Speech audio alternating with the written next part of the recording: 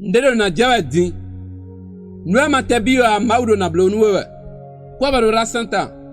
akluna se de betwe mina hando Ephésiens chapitre 3 verset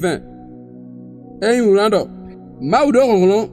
bohen ena wa nunu mi wunuwe mi biyo abi lewe mi trade yo ngolo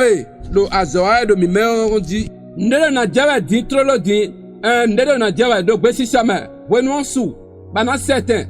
ngolo mauton do gbesi sama le bana dia temenu le bana dia no menue numa maponde do na jawa numa do nukutonde do na jawa ma kho ingbeo nunde le bo gokpo jamian ko gokpo fenu ko e gokpo nu bla kunu me mauton ko bagbeto sinu yan simonu kunu jamia e do na jawa do presento ejidin ma kho ko ingbeo nunde le bo gosi ma go gosi saweto me e hu ganu e bi adele e hu gan gbeto sinile e hu gan gbeto sinu monja nu me on mauton be azalo presento me din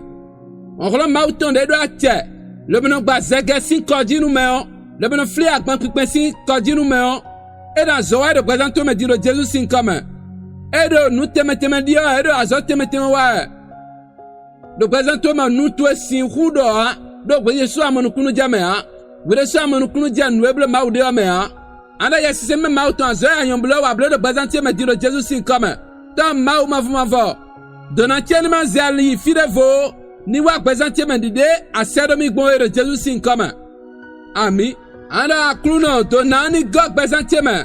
ni god presenter me lobo tout flag mon fi biro presenter me noire en kotire bio donani gomme de Jesus sin comme ami anda kluno tache mauche tout kanumi anda tache mauche de ronto khla lobo wada gbenumi de Jesus sin comme noe mausada yoru gan noe do nuku ande yo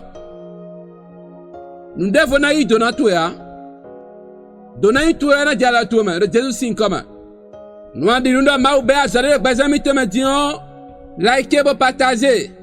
do azoy ma be de bezanto me azada ho ba wi de su ate ho de bobio a nous mon canton a ho de bobio ba ma ko biblo nous abonne voilà sen ora sata to partager de lo partager do ma be azada ho de nous ma do nous couton et do alors to me jawadi de Jesus sin comme amen.